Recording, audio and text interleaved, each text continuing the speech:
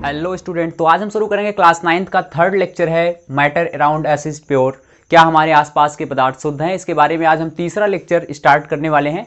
और अभी तक दो लेक्चर में हमने देखा मैटर को कैसे क्लासीफाई किया गया है, कितने पार्ट्स होते हैं मैटर के। तो दो पार्ट्स में हमने क्लासीफाई किया था, एक प्योर और एक इम्प्योर। आपको पता होगा प्योर के फिर से दो पार्ट्स थे जिसको मैंने फर्स्ट लेक्चर में कवर किया था, एलिमेंट और कंपाउंड के बारे में। और जो सेकंड वाला पार्ट था इम्प्योर या मिक्सचर जिसको बोलते हैं, उसको मैंने सेकंड लेक्चर में कवर किया। वो भी केवल एक ही उसका पार्ट कवर हो पाया क्योंकि वो जो मिक्सचर था उसके फिर से दो पार्ट्स थे। दो पार्ट्स कौन कौन से? होमोजेनस मिक्सचर और हेट्रोजेनस मिक्सचर। तो होमोजेनस मिक्सचर में मैंने सॉल्यूशन के बारे में आपको बताया था और हेट्रोजेनस मिक्सचर के दो पार्ट्स थे, कोलाइडल और सस्पेंशन। तो कंटिन्यू करते हैं अपने उसी लेक्चर को, तीसरा लेक्चर है हमारा।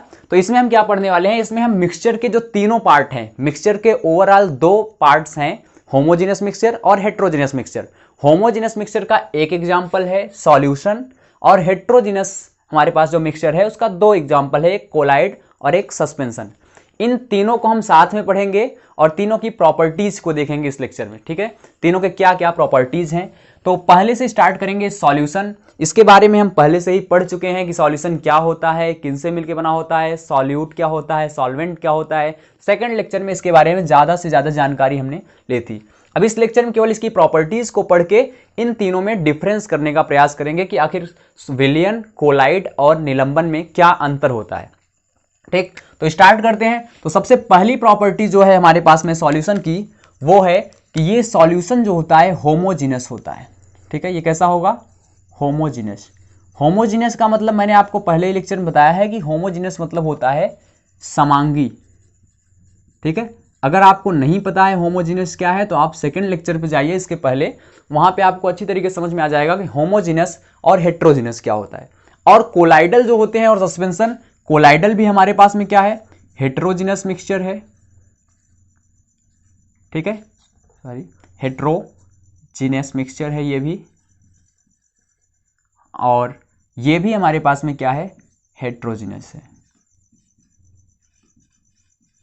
तो ये दोनों में डिफरेंस पहला हमारे पास में, तीनों में डिफरेंस आप कहते हैं, कर सकते हैं। तो यहाँ पे तीनों में पहला डिफरेंस क्या है कि सॉल्यूशन होमोजेनस समांगी मिश्रण है, जबकि कोलाइडल और सस्पेंशन जो होते हैं ये विसमांगी मिश्रण है, ठीक है। तो विसमांगी और समांगी क्या है आप इसको जाके देख सकते हैं प्रीवियस वाले लेक्चर में। चलिए तो आगे शुरू करते हैं इसके बारे में।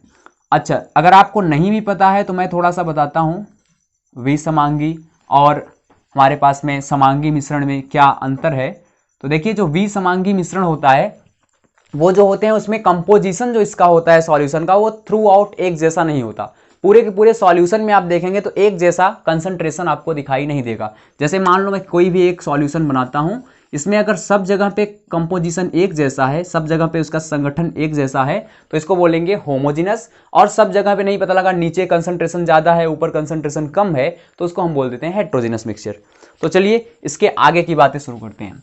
एक एक एग्जाम्पल अगर ले लें इसका तो आपको बातें और ज़्यादा समझ में आएंगी। जैसे अगर सॉल्यूशन का एग्जाम्पल मैं बात करता हूं तो पहले एग्जाम्पल ही ले लेता हूं इसका, क्योंकि एग्जाम्पल आपको अगर दिमाग में बैठा रहेगा एग्जाम्पल तो आपको बातें ज़्यादा अच्छी तरीके से समझ में आएंगी, ठीक। तो तीनों का मैं एग्जाम्पल लेता हूं। एग्जाम्पल देखिए सॉल्यूशन का, तो मैं इसको चीनी और पानी, ठीक है, चीनी प्लस पानी, यानी पानी में हमने चीनी डाल दिया, जो शरबत हमारा है ये किसका एग्जाम्पल है, सॉल्यूशन का एग्जाम्पल है। दूसरा कोलाइड का एग्जाम्पल की बात करते हैं तो कोलाइड का हमारे पास में एग्जाम्पल होता है दूध, ठीक है। दूध क्या है, एक कोलाइडल सॉल्यूशन होता है। अब दूध में क्या है, किनसे मिलके बना हुआ है, अभी आगे हम लोग डिस्कस करेंगे, लेकिन अभी जानते रहिए कि दूध में पानी होता है हमारे पास में, और क्या होगा उसमें, फैट होगा, वसा होगा, और प्रोटीन भी होता है, कई सारी चीजें होती हैं, लेकिन दूध हमारा एक कोलाइडल सॉल्यूशन हुआ करता है। सस्पेंशन में बात करें, अगर हम पानी में आटे को मिला दें, ठीक है, पानी प्लस आटा, तो वो क्या हो जाएगा, या पानी प्लस अगर हम चॉक ले लेते हैं यहां पे, तो ये क्या हो जाएगा, ये सस्पेंशन या निलंबन हो जाएगा। चाक आपको पता होगा जिससे हम लोग लिखते हैं कहीं कभी कभी कैल्शियम कार्बोनेट का बना होता है। तो पानी या चाक और पानी या आटा अगर हम मिलाते हैं तो उसको हम निलंबन बोलते हैं। तो एग्जाम्पल आपके दिमाग में बैठा हुआ है। अब एक एक को कंप्लीट करते हुए हम तीनों में डिफरेंस देखेंगे। तो पहली प्रॉपर्टी मैंने सॉल्यूशन की लिखी कि सॉल्यूशन जो होता है होमोजीनस होता है, समांगी होता है, यानी चीनी पानी का अगर हम विलयन लेते हैं तो सब जगह पे एक जैसा मीठा होगा। तो आगे बात करते हैं। दूसरी चीज, जो इसके साइज होती है, इसके एटम्स के, इसके पार्टिकल्स की, बहुत ही छोटी होती है। तो यहां लिखेंगे कि कणों का आकार जो होता है बहुत छोटा होता है। कणों का आकार बहुत ही ज्यादा छोटा होता है, बहुत ही छोटा होता है। कितना छोटा होता है सर, क्या हमको ये दिखाई देगा? तो बिल्कुल नहीं, ठीक है, ये हमको दिखाई भी नहीं देगा, इतना छोटा होता है। जैसे लगभग ये 1 नैनोमीटर के बराबर होता है। 1 नैनोमीटर किसको बोलते हैं? 1 नैनोमीटर बराबर होता है 10⁻⁹ मीटर के बराबर। सोचिए कितना छोटा इसके कण है, यानी कि इतने छोटे हैं। 1 मीटर आपको पता होगा कितना होता है? 1 मीटर ज्यादा से ज्यादा यहां से यहां तक होगा। अब 1 मीटर को अगर हम 10⁻⁹ टाइम डिवाइड करते जाएं तो जो एक पार्ट होगा छोटा सा, वो हमारे पास में क्या होगा? 1 नैनोमीटर। तो 1 नैनोमीटर इतना छोटा है, इसलिए ये हमारी आंखों से नहीं देखा जा सकता। यानी अगर हम बात करें सॉल्यूशन की, यानी चीनी पानी का घोल ले लेते हैं और हम सोचें कि पानी के अंदर हमको चीनी के कण दिखाई देंगे, तो कभी नहीं दिखाई देंगे, क्योंकि वो क्या है? एक सॉल्यूशन है, और सॉल्यूशन के कणों का आकार जो होता है बहुत ही छोटा होता है। तीसरी प्रॉपर्टीज की बात करते हैं इसकी। तो ये जो तीसरी प्रॉपर्टी है, ये लाइट के प्रति है। एक साइंटिस्ट थे टिंडल, ठीक है, जिनका नाम था टिंडल। उन्होंने क्या किया? एक अपना एक्सपेरिमेंट किया, और उन्होंने सॉल्यूशन के ऊपर एक्सपेरिमेंट करके उस पर लाइट डाल के एक प्रयोग किया, जिसको हम बोलते हैं टिंडल इफेक्ट के नाम से। अब टिंडल इफेक्ट होता क्या है? अगर किसी सॉल्यूशन पे हम लाइट डालते हैं टॉर्च से, या किसी भी तरीके से लाइट डालते हैं उस पर, और उस सॉल्यूशन में अगर हमको लाइट का जो पाथ है वो दिखाई देता है, तो उसको हम बोलते हैं कि ये हमारे पास में क्या करता है? टिंडल इफेक्ट शो करता है। अगर वही पाथ नहीं दिखाई देगा तो उसको कहते हैं कि ये टिंडल इफेक्ट शो नहीं करेगा। जैसे, तो ये क्या होता है? Solution do not show Tyndall effect. तो यहां मैं लिख सकता हूं do not show Tyndall effect. तो अभी बताता हूं मैं टिंडल इफेक्ट क्या होता है। टिंडल इफेक्ट क्या होता है? जैसे मैं कोई सॉल्यूशन लूं, ये सॉल्यूशन लिया मैंने, इस सॉल्यूशन से मैं यहां से लाइट पास करना चाहता हूं, ठीक है। मान लो एक मैंने यहां पे टॉर्च ले लिया है, और टॉर्च से मैं यहां पे क्या कर रहा हूं? लाइट पास कर रहा हूं। लाइट जब इस क्रॉस जाएगी, इससे होकर जाएगी, तो जो सॉल्यूशन के अंदर कण हैं, इनसे टकराती है लाइट। अगर ये कण बहुत छोटे होंगे तो लाइट क्या होगी? इनसे नहीं टकराएगी और सीधे निकल जाएगी, यानी प्रकाश की किरणें फैलेंगी नहीं यहाँ पे। अगर जैसे कोई पार्टिकल, यहाँ पे बड़े बड़े पार्टिकल्स होते तो क्या होता? प्रकाश की किरणें फैल जाती, उससे टकराती, और उसका मार्ग जो था थोड़ा बहुत विचलित हो जाता और प्रकाश किरणों को फैला देता। तो फैलाने का मतलब यह है कि ये इसके अंदर की, जो सॉल्यूशन के अंदर है लाइट का पाथ, वो हमको दिखाई देने लगता। कब? जब ये फैल जाता। और फैलेगा कब? जब ये पार्टिकल्स बहुत बड़े बड़े होंगे। लेकिन यहां हम क्या देख रहे हैं सॉल्यूशन के केस में, कि कणों का आकार बहुत छोटा होता है, यानी इसमें जो इसके चीनी के हमारे पास में पार्टिकल्स हैं बहुत ही छोटे छोटे हैं, और इतने छोटे हैं कि ये लाइट को स्कैटर नहीं कर पाते, लाइट को बिखेर नहीं पाते, जिस कारण इसका मार्ग हमको दिखाई नहीं देता है। तो ये इसी कारण मैं कह रहा हूं कि ये टिंडल इफेक्ट शो नहीं करता है। अगर ये मार्ग दिखाई देता तो हम कहते हैं टिंडल इफेक्ट शो करता है, टिंडल इफेक्ट दिखाता है कौन? सॉल्यूशन। लेकिन यहां याद रखिएगा टिंडल इफेक्ट सॉल्यूशन नहीं दिखाता है। तो ये हमारे पास में इसकी तीसरी प्रॉपर्टी थी। चौथी प्रॉपर्टी जो होती है, ये हम बात करेंगे स्टेबिलिटी से रिलेटेड है, यानी जो हमारे पास सॉल्यूशन होता है वो स्टेबल होता है। स्टेबल का मतलब है अस्थाई हुआ करता है वो। तो अस्थाई क्या है सर? अस्थाई का मतलब यह है कि अगर इस सॉल्यूशन को, जैसे चीनी पानी के घोल को मैं लूं और इसको आपस में मिक्स करके मैं छोड़ दूं, ठीक है, 1 दिन 2 दिन 3 दिन, जितना टाइम मैं छोड़ना चाहूं छोड़ दूं, और सोचूं कि चीनी के कण धीरे धीरे नीचे आ जाएंगे, तो वो नीचे नहीं आएंगे, ध्यान देना। तो इसी को बोलते हैं हम स्टेबल। अगर ये अनस्टेबल होता, अगर ये अस्थाई होता, तो इसके कण क्या होते? नीचे आ जाते। तो अगर कण कभी भी नीचे आ जाते हैं तो उसको हम बोलेंगे अस्थाई, और कण नीचे नहीं आते हैं अगर, ठीक है, किसी भी तरीके से कितने भी टाइम तक इसको हम छोड़ दें, तो इसके कण क्या होंगे? क्योंकि इतने छोटे हैं ये कि इसके पास ग्रेविटेशनल फोर्स इसको पुल नीचे खींच ही नहीं पाता, इतने छोटे होते हैं। और एक तो हमको दिखाई भी नहीं दे रहा है, बाई चांस नीचे तो पहली बात तो आएंगे ही नहीं, और आएंगे भी तो हमको दिखेगा कहां से, ठीक। तो ये चीज है, ये स्टेबल होता है यानी अस्थाई होता है, इसके कण कभी भी नीचे नहीं आते हैं। या आप एक तरीके से और कह सकते हो कि इसको हम फिल्टर पेपर या किसी भी पेपर के छन्नी वगैरह लगा के या छानक पत्र लगा के इसको अलग नहीं कर सकते। किसको? चीनी पानी के सॉल्यूशन से चीनी को हम चाहे अलग करना तो इतना आसान नहीं होगा। हालांकि मेथड है अलग करने की, आगे की लेक्चर्स में हम देखेंगे। आगे के लेक्चर्स में हमको यही देखना होता है कि कैसे हम सॉल्यूशन से अलग अलग चीज़ों को निकालते हैं। तो एक मेथड है, इसको हम लोग इवोपोरेट कर दें, ठीक, गर्म कर देंगे तो पानी उड़ जाएगा, चीनी बच जाएगा, तो वो दूसरी प्रोसेस हो गई। लेकिन नॉर्मली हम इसको अलग नहीं कर सकते, इसलिए इसको हम बोलते हैं स्टेबल या अस्थाई। अगर अस्थाई होता तो इसमें ऑटोमेटिक अलग हो जाता। तो ये जो 4 प्रॉपर्टीज हैं इसकी सॉल्यूशन की, यही हमको आपको बतानी थी। चारों प्रॉपर्टीज को मैं एक बार फिर से रिवाइज कर देता हूं आपको कि सॉल्यूशन होमोजीनियस है, कणों का आकार बहुत छोटा होता है, इतना छोटा होता है कि हम आंखों से नहीं देख सकते हैं, माइक्रोस्कोप से दिखाई देगा, और ये टिंडल इफेक्ट शो नहीं करता। टिंडल इफेक्ट का मतलब है लाइट को जब हम इस सॉल्यूशन से पास कराते हैं तो सॉल्यूशन के अंदर लाइट का पाथ दिखाई नहीं देता, लाइट का जो मार्ग होता है, प्रकाश का जो मार्ग है वो हमको दिखाई नहीं देता है। और चौथी प्रॉपर्टी थी स्टेबल होते हैं, अस्थाई होते हैं, यानी इसको कितनी भी देर तक हम ऐसे ही छोड़ दें इसके कण नीचे नहीं बैठते हैं, ये हमेशा सॉल्यूशन में घुले होते हैं। तो ये चीज हो गई। कोलाइडल की बात करें तो यही चारों प्रॉपर्टी हमारे पास यहां भी देखना है हमको, और यही चारों प्रॉपर्टी यहां भी देखना है। तो देखिए अब यहां आपके लिए आसान हो जाएगा। पहली प्रॉपर्टी तो दोनों की अलग थी, कोलाइडल हेट्रोजिनस, सस्पेंशन हेट्रोजिनस। तो अब देखते हैं एग्जांपल से। जैसे यहां पे कणों का आकार बहुत छोटा था, लेकिन कोलाइडल में क्या होगा, कोलाइडल में कणों का आकार मीडियम होगा। ठीक है, कैसा होगा, मीडियम होगा। मीडियम का मतलब है कि ये मध्यम होंगे, न तो कण बहुत बड़े होंगे और न ही कण बहुत छोटे होंगे। जैसे दूध में आपको देखते होंगे तो इसमें भी दिखाई नहीं देगा, इतने छोटे होंगे कि हमको कणों का आकार दिखाई नहीं देगा। जैसे यहां भी नहीं दिखाई दे रहा था, और यहां भी हम डू नॉट सी लिख सकते हो, यहां पे do not seen with necked आई, यानी बिना माइक्रोस्कोप के हम इसको अब भी नहीं देख सकते। यानी कोलाइडल सॉल्यूशन के जो पार्टिकल्स होते हैं, जो कण होते हैं, वो भी हमको बिना माइक्रोस्कोप के दिखाई नहीं देंगे।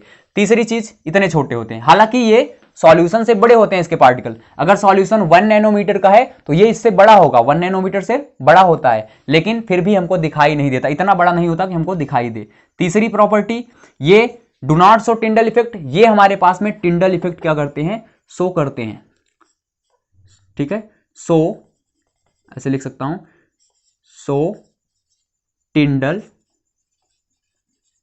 इफेक्ट, यानी ये टिंडल इफेक्ट शो करते हैं। जो कोलाइड होते हैं वो टिंडल इफेक्ट शो करते हैं। सोचिए, यानी इसके पार्टिकल्स कहीं ना कहीं कुछ बड़े जरूर हैं, कि इतने बड़े हैं कि वो लाइट को स्कैटर कर दे रहे हैं। यानी दूध में अगर हम लोग ऐसे डालते हैं लाइट, तो ये लाइट के पाथ को क्या करेगा, यहां से दिखाई देना स्टार्ट हो जाएगा, इसके अंदर लाइट का पाथ हमको दिखाई देगा, जो कि यहाँ पे नहीं दिखाई दे रहा था। यही दिखाई देने के कारण इसको हम बोल रहे हैं कि टिंडल इफेक्ट ये शो कर रहा है। या दूसरे शब्दों में आप बोल सकते हैं कि ये लाइट को फैला देता है, लाइट को स्कैटर कर देता है। जैसे इसके अंदर आते हैं तो इसके पार्टिकल्स कुछ बड़े हैं सॉल्यूशन के पार्टिकल से, और बड़े होने के कारण ये लाइट के पाथ को स्कैटर करके क्या कर फैला दे रहा है। तो लाइट को फैलाने के कारण हमको लाइट यहाँ पे दिखती है। तो ये हो गया चौथी प्रॉपर्टी क्या है, इसमें ये स्टेबल था, अस्थाई था, कितने भी समय तक छोड़ दो नीचे नहीं बैठता, और ये भी क्या होते हैं, स्टेबल हुआ करते हैं हमारे पास में। यानी इसको अगर हम छोड़ देते हैं तो ये भी नीचे नहीं बैठते, ये भी अस्थाई हुआ करते हैं। बात करते हैं सस्पेंशन की। तो सस्पेंशन जो होता है, जैसे दूध को कितनी भी देर तक छोड़ देते हैं तो उसमें से पार्टिकल्स अलग नहीं होंगे। सस्पेंशन की बात करें तो दूसरी प्रॉपर्टी जो सस्पेंशन की है कि इसके कणों के आकार वेरी बिग, आपको आंखों से भी दिखाई देंगे। इसके जो पार्टिकल्स होते हैं वो क्या होंगे, आप बिना माइक्रोस्कोप के देख सकते हैं। यानी इसको हम लोग क्लियरली सीन बाय ह्यूमन आई, ठीक है, विदाउट माइक्रोस्कोप, बिना सूक्ष्मदर्शी की सहायता से हम इसको देख सकते हैं। इतने बड़े होते हैं, आप देखे भी होंगे, अगर पानी में आटा घोल लेते हैं तो आटा हमको आसानी से दिखाई देगा, या चौक को घोल लेते हैं पानी में तो चौक भी हमको दिखाई देगी। तो ये इतने बड़े होते हैं, यानी सबसे बड़े ये होते हैं, सबसे छोटे सॉल्यूशन के पार्टिकल्स, उससे बड़े कोलाइड के, और सबसे बड़े सस्पेंशन के इतने बड़े कि हम आंखों से देख रहे हैं। अब जब भाई कण इतने बड़े हैं तो क्या होगा, ये टिंडल इफेक्ट तो शो करना ही है, क्योंकि टिंडल इफेक्ट शो तब होता है जब पार्टिकल्स क्या होते हैं, बड़े होते हैं और लाइट को स्कैटर कर देते हैं। तो बड़े पार्टिकल ही लाइट को स्कैटर कर पाते हैं। सबसे छोटे यहाँ पे सॉल्यूशन थे तो ये स्कैटर नहीं कर पाया, और उससे भी बड़ा, ये तो सबसे बड़ा है तो बड़ी आसानी से करेगा, तो ये भी क्या करेगा, सो टिंडल इफेक्ट, ये भी टिंडल प्रभाव क्या करेगा, दिखाएगा, यानी लाइट को स्कैटर करेगा। अगर इससे हम किसी भी लाइट को पास करेंगे, इसके सॉल्यूशन से, सस्पेंशन से अगर हम लाइट को पास करते हैं तो वहां पे लाइट का जो मार्ग होगा, जो पाथ होगा, वो हमको दिखाई देगा। और चौथी बात, ये दोनों स्टेबल थे लेकिन ये अनस्टेबल हुआ करता है। अनस्टेबल का मतलब ये है, ये अस्थाई हुआ करता है। अस्थाई क्या होते हैं सर? अस्थाई यानी इसको अगर हम छोड़ देते हैं कुछ समय के लिए तो आटा, पानी और आटे को घोल के छोड़ दें, आधे घंटे में क्या होगा, आटा नीचे बैठ जाएगा। चौक और पानी को घोलेंगे तो चौक नीचे बैठ जाएगा। यानी ये सस्पेंशन परमानेंट नहीं हुआ करता है, ये थोड़ी देर तक रहता है, उसके बाद फिर क्या होता है, फिर से नॉर्मल सॉल्यूशन बन जाता है। सॉल्यूशन क्या, सारी चीजें नीचे बैठ जाएंगी। और जब ये अस्थाई है, इसका मतलब ये हमेशा टिंडल प्रभाव शो नहीं करेगा। जब तक पार्टिकल सॉल्यूशन में मिले होंगे, चारों तरफ बिखरे होंगे, तभी तक ये टिंडल इफेक्ट शो करेगा। अगर पार्टिकल्स नीचे बैठ गए तो उसके बाद ये टिंडल इफेक्ट शो करना बंद कर देगा, क्योंकि टिंडल इफेक्ट शो हो रहा है पार्टिकल्स के कारण, पार्टिकल्स उसके अंदर घुले हुए हैं तो, और जब ये पार्टिकल्स नीचे बैठ जाएंगे तो टिंडल इफेक्ट शो नहीं होगा। और पार्टिकल के नीचे बैठने के कारण ही इसको हम बोल रहे हैं अनस्टेबल, अन्यथा ये भी स्टेबल होता। और यहाँ पे क्या होता है, यहाँ कितनी भी देर छोड़ दो पार्टिकल नीचे नहीं बैठेंगे। तो ये क्लियरली मैंने आपको डिफरेंस बताया, तीनों की प्रॉपर्टीज बताई अलग अलग। आप इसका स्क्रीनशॉट ले सकते हैं यहाँ पे, ठीक है, मैं साइड हो जाता हूँ। तो स्क्रीनशॉट लेके आप इसको अच्छी तरीके से याद कर लीजिए, क्योंकि यही तीन ही हैं जिसके बारे में हमको पढ़ना होगा यहाँ पे। अब मैं आपको एक चीज बताता हूँ कि जैसे ये हमारे पास सॉल्यूशन था, कोलाइड था, सस्पेंशन था। तो सस्पेंशन तो एकदम कर सकते हैं, ये सॉल्यूशन अनस्टेबल है तो कभी भी इसको हम आसानी से अलग कर सकते हैं। इसको हम लोग फिल्टर पेपर वगैरह लेके पानी को चाहे तो अलग कर ले, आटे को अलग कर लें, चौक को अलग कर सकते हैं, लेकिन न तो हम यहां अलग कर पाते हैं क्लियरली, न तो यहां पे अलग कर पाते हैं। अब इसके बारे में मैंने आपको पहले ही बताया है सॉल्यूशन के बारे में, कि सॉल्यूशन जो होता है भाई विलेय और विलायक यानी सॉल्यूट और सॉल्वेंट से मिलकर बना होता है। लेकिन कोलाइडल सर कैसे बनता है, क्या कोलाइड भी, क्योंकि ये ज्यादातर प्रॉपर्टी जिसकी सॉल्यूशन से मिल रही है, आप देखेंगे कि ज्यादा से ज्यादा प्रॉपर्टी कोलाइड की सॉल्यूशन से मिल रही है। कैसे सर, ये देखिए, इसका कणों का आकार छोटा था, ये भी लगभग छोटा है, थोड़ा सा भले उससे बड़ा है लेकिन लगभग उसी के आकार का है। दूसरी बात, ये हमारे पास में क्या होता है, स्टेबल होता है, ये भी स्टेबल होता है।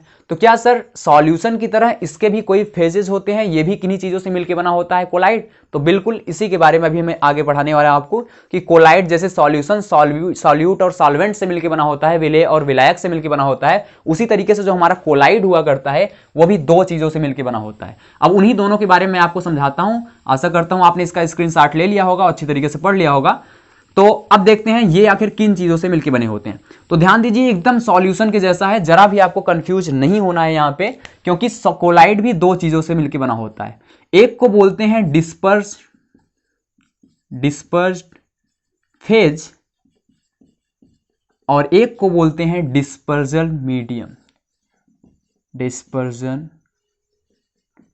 मीडियम। तो देखिए ये दोनों चीजें हैं क्या, डिस्पर्स फेज और डिस्पर्जन मीडियम। इसको हिंदी में बोलते हैं परिक्षिप्त, ठीक है, परिक्षिप्त प्रवस्था, और एक होता है परिक्षेपण माध्यम। एक है परिक्षिप्त प्रवस्था और एक है परिक्षेपण माध्यम। यहां आपको मैं थोड़ा सा इसको समझाने के लिए, इसको सॉल्यूट और सॉल्वेंट अगर आपको अच्छी तरीके से पता है तो उससे अगर मैं इसको थोड़ा सा उसके हिसाब से आपको बताऊंगा तो और अच्छी चीजें से बातें समझ में आएंगी। जैसे आपने पढ़ा था सॉल्यूशन के केस में जो विलायक होता है, सॉल्वेंट होता है, ये जो माध्यम होता है ना, ये सॉल्वेंट की तरह काम करता है। यहां मैं छोटा सा लिखता हूं कि ये कैसा काम करता है, सॉल्वेंट की तरह, विलायक की तरह। ऐसा नहीं कह देंगे कि एकदम विलायक है, लेकिन उसी की तरह ये काम करता है। और डिस्पर्स फेज जो होता है वो सॉल्यूट की तरह काम करता है। कैसा काम करेगा, सॉल्यूट मतलब विलेय। तो जैसे हम विलयन में विलेय और विलायक को क्लासिफाई किए थे, ऐसे ही यहां पे आप समझ लीजिए कि ये विलेय है, डिस्पर्स फेज मतलब विलेय और डिस्पर्जन मीडियम मतलब विलायक।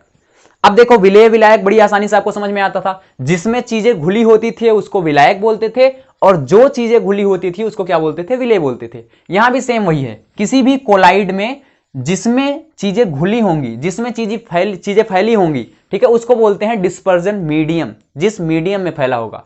और जो फैला होगा, जो फेज, उसको हम बोलेंगे फेज। जैसे मैं आपको एग्जांपल दूध का लिया था, तो दूध से ही समझाता हूं आपको। तो दूध क्या है, देखिए दूध में क्या है, दो चीजें हैं दूध में, मैं यहां लिखता हूं, दूध में क्या है, दो चीजें हैं। उसमें एक तो हमारे पास मैं बीच में इसको लिखता हूं, जैसे दूध है तो दूध में दो चीजें हैं, एक पानी है और क्या है, दूध में पानी है और क्या है, और वसा है, मान लो फैट, ठीक है। तो वाटर और फैट, पानी और वसा, दो चीजों से मिलकर बना हुआ है दूध। तो दूध तो हो गया हमारा एक कोलाइड, लेकिन उसमें क्या चीजें हैं, दो चीजें हैं। अब देखो इसमें ज्यादा क्या है, ज्यादा है दूध में, ज्यादातर देखेंगे आप फैट की मात्रा थोड़ी कम होगी, पानी की मात्रा ज्यादा होगी। तो ये पानी में फैट घुला हुआ है, तो पानी क्या है, डिस्पर्जन मीडियम है, और वसा क्या है, डिस्पर्जल फेज है। बस सेम ऐसी ही चीजें होती हैं। दो चीजें हैं, किस में फैला हुआ है और कौन फैला हुआ है। तो ये हमारे पास में एक प्रकार से हो गया लिक्विड में लिक्विड का, ठीक है, द्रव में द्रव का कोलाइड। तो कोलाइड कई तरह के होते हैं, द्रव में द्रव का, द्रव में ठोस का, गैस में ठोस का, गैस में द्रव का, ऐसे करके 8 प्रकार के कोलाइड होते हैं। जैसे विलयन आपने कभी पढ़ा होगा तो विलयन 9 तरह के होते हैं, यहाँ पे कोलाइड 8 तरह के होंगे। केवल गैस का, गैस में कोलाइड नहीं होता और सब होते हैं। अब किसका किस में है, मतलब जैसे जो डिस्पर्स फेज होता है उसको बोलते हैं उसका, और डिस्पर्जन मीडियम में। जैसे मैं इसको दूध को बोलूंगा कि दूध जो होता है द्रव का द्रव में कोलाइड है, ठीक है, लिक्विड का लिक्विड में कोलाइड है। अब इसमें पूछा जाएगा कि क्या डिस्पर्स फेज है, कौन सा डिस्पर्स यानी कौन सी परिचित प्रावस्था है, कौन सा प्रक्षेपण माध्यम है। तो प्रक्षेपण माध्यम पानी है और परिचित प्रावस्था क्या है, वसा है यहाँ पे। अच्छा चलते हैं और कई सारे एग्जांपल लेते हैं। आपने मड देखा होगा, कीचड़, ठीक है। अच्छा तो इसको ब्रैकेट ना बनाए तो आपको तब भी समझ में आएंगी बातें। तो एक मैंने द्रव में द्रव का आपको बता दिया, दूध का एग्जांपल। चलिए कई सारे और एग्जांपल लेते हैं और देखते हैं इसमें डिस्पर्जल फेज और डिस्पर्स मीडियम को कैसे हम समझाते हैं आपको। जैसे कीचड़, देखिए कीचड़ क्या है, मड, मड मतलब कीचड़। तो कीचड़ में क्या क्या होता है, कीचड़ में आप सोचिए क्या है, पानी है और क्या है, मिट्टी है। तो अब इसमें कौन सी चीजें कीचड़ में ज्यादा है, आप खुद बताइए। मतलब कीचड़ है, मड है, तो उसमें पानी और मिट्टी, पानी और मिट्टी से मिलकर कीचड़ बनता है। तो अब बताइए आप कि उसमें कौन सी चीजें हमारे पास में क्या है, क्या ज्यादा है, किसमें घुला हुआ है। तो आप जानते हैं कि कीचड़ में जो पानी होता है उसी में घुला होता है मिट्टी। तो यहां पानी क्या है, प्रक्षेपण माध्यम है, और मिट्टी क्या है, प्रक्षिप्त प्रावस्था है। बस यही तो आपको जानना था। पानी प्रक्षेपण माध्यम और मिट्टी प्रक्षिप्त प्रावस्था। जिसमें घुला है उसको बोलते हैं डिस्पर्जन मीडियम, जो घुला है उसको बोलते हैं डिस्पर्जन फेज। तो कीचड़ हमारे पास में एक कोलाइड है, और किसका किसका कोलाइड है, तो हम बताएंगे कि ये पानी क्या है, लिक्विड है, तो बताएंगे लिक्विड का, लिक्विड में किसका, सॉलिड का। तो लिक्विड में सॉलिड का एक एग्जांपल हो गया, ठीक है, लिक्विड में सॉलिड का एक एग्जांपल हो गया हमारे पास में, कौन सा, कोलाइड है, कीचड़। तो कीचड़ आपसे ये पूछा जा सकता है कीचड़ किसमें किसका है, तो बताएंगे पानी में मिट्टी का है, तो इसलिए बोलेंगे लिक्विड में सॉलिड का कोलाइड है, लिक्विड में सॉलिड का कोलाइड है। किसमें बताएंगे, जो मीडियम होगा उसमें, और जो फेज है उसका, ऐसे समझिए। अब एक एग्जांपल मैं आपको और बताता हूं, धुआं। धुआं क्या है आप बताइए खुद। धुआं में दो चीजें हैं, एक तो गैस है, ठीक है, गैस, और दूसरी चीज क्या है, दूसरी चीज है कार्बन के कण, कार्बन पार्टिकल्स, कार्बन के कण। तो दो चीजें हैं। अब बताइए कौन किस में घुला है, गैस में घुला हुआ है कार्बन का कण, इसीलिए मैंने लिखा गैस को क्या, परिक्षेपण माध्यम, और जो कार्बन के कण है वो क्या है, परिचित प्रावस्था। अब ये पूछा जाए किसमें, बताइए फेज कौन कौन से हैं, किसमें किसका है, तो हम बताएंगे गैस में सॉलिड का, कार्बन के कण कैसे हैं, सॉलिड है। तो गैस में सॉलिड का जो कोलाइड है वो इसका एग्जांपल है धुआं। अच्छा और बताते हैं, कोहरा आपने देखा है, कोहरा, फॉग जिसको बोलते हैं, ये स्मोक का था, ठीक है, धुआं मतलब स्मोक, कोहरा, फॉग। तो फॉग में आपने देखा होगा दो चीजें इसमें भी होती हैं। इसमें क्या होता है सर, फॉग में देखोगे तो होता है एक हमारे पास में लिक्विड यानी पानी होता है, और क्या होता है, और यहां पे गैस होती है। तो पानी में गैस का कोहरा क्या है, पानी में गैस का। इतना अच्छा आप सोच लीजिए, क्योंकि क्या होता है, ठंडियों के समय में कोहरा पड़ता है, और ठंडियों के समय में पानी की बूंदें क्या होती हैं हमारे पास में, पानी की बूंदों में गैस आके इकट्ठा हो जाती है, तो उसको हम बोलते हैं कोहरा। तो इसको फॉग बोल दिया हमने, ठीक है। तो फॉग क्या है, लिक्विड में गैस का कोलाइड है। ऐसे ही बहुत सारे एग्जांपल है, मैं आपको और कई सारे एग्जांपल बता सकता हूं, इसको आप एक बार स्क्रीनशॉट ले लीजिए इसका। तो और कई सारे एग्जांपल मैं आपको बताता हूं। चीज जैसे पनीर का नाम आपने सुना होगा, तो पनीर भी एक प्रकार का क्या है, कोलाइड है। पनीर किसका किसका कोलाइड है, मैं आपको समझाने का प्रयास करता हूं, ठीक है। पनीर आपकी बुक में एक टेबल दिया गया है, उससे आप याद कर सकते हैं इन सारी चीजों को। पनीर चीज किसका कोलाइड है, इसको बताता हूं मैं। देखिए पनीर में क्या क्या है आप खुद सोचिए। पनीर में दो चीजें हैं, एक सॉलिड पार्ट होता है, एक लिक्विड पार्ट होता है। तो सॉलिड पार्ट क्या होता है हमारे पास में, जो ज्यादा होगा, सॉलिड ज्यादा है, और इसमें जगह जगह पे क्या होता है, लिक्विड होता है। पनीर आप लाए होंगे बाजार से, तो इसमें ज्यादा चीजें क्या है, सॉलिड है, और जगह इसमें से वाटर निकलता रहता है, आपने देखा होगा, वाटर की, पानी की बूंदें गिरती रहती हैं। तो पानी की बूंद क्या है, उसमें डिस्पर्स फेज के माध्यम में है, और परिक्षेपण माध्यम क्या है हमारे पास में, परिचित प्रावस्था तो पानी है, ठीक है, और परिक्षेपण माध्यम कौन सा है, ठोस है। तो ये हमारे पास में पनीर भी हो गया आपके पास एक कौन सा, कोलाइड हो गया, पनीर भी कोलाइड है। किसमें किसका है, आप बड़ी आसानी से यहाँ पे बता सकते हैं, सॉलिड में लिक्विड का। तो ये सारी चीजें हैं, पनीर भी है, कोलाइड, ऐसे कई सारी चीजें आप देख सकते हैं कि कोलाइड में कई सारी चीजें होती हैं, ठीक है। कई सारे एग्जांपल आपको दिए गए हैं, सबके अलग अलग एग्जांपल दिए गए हैं। सेविंग क्रीम किसका कोलाइड है, सेविंग क्रीम में क्या होता है, देखिए सेविंग क्रीम में होता है दो ही चीजें हैं उसमें, एक तो गैस होता है, एक लिक्विड होता है। तो लिक्विड क्या होता है उसमें, लिक्विड में गैस घुला होता है, आपने देखा होगा लिक्विड में गैस। सेविंग क्रीम जो दाढ़ी वगैरह बनाने के लिए यूज करते हैं, नाई वगैरह, तो उसमें क्या होता है कि लिक्विड होता है और उसमें गैस भरा होता है। तो लिक्विड क्या है, प्रक्षेपण माध्यम, द्रव क्या है, प्रक्षेपण माध्यम है, और गैस क्या है, उसमें घुली हुई है क्योंकि, तो गैस क्या है, प्रक्षिप्त प्रावस्था, गैस प्रक्षिप्त प्रावस्था और पानी प्रक्षेपण माध्यम। ऐसे एक एग्जाम्पल और है आपके पास में, क्या, फोम, फोम देखा होगा आपने, स्पंज जिसको बोलते हैं स्पंज।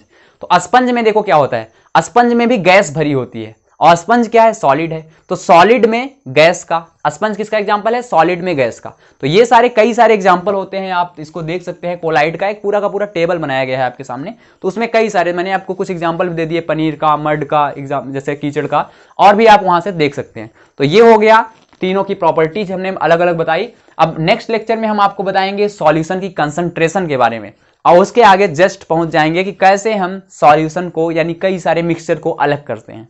तो वो सारी प्रोसेस देखेंगे। तब तक आप पढ़ते रहिए अच्छी तरीके से, ठीक। आगे के लेक्चर्स आते रहेंगे। तीसरा लेक्चर था आपका, और चौथा लेक्चर जल्द ही आएगा। Thank you so much.